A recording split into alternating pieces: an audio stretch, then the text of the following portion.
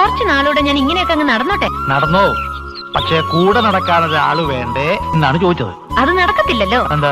അതിങ്ങനെ താരി കെട്ടി കതിർ മണ്ഡപത്തിൽ നിന്ന് ഭൂമിയിലോട്ട് കാലെടുത്ത് വെച്ച ഇങ്ങനൊരു പോക്കല്ലയോ അദ്ദേഹം മുമ്പേ. നമ്മൾ പുറകെ പൊക്കോണം പാല് പോലെ.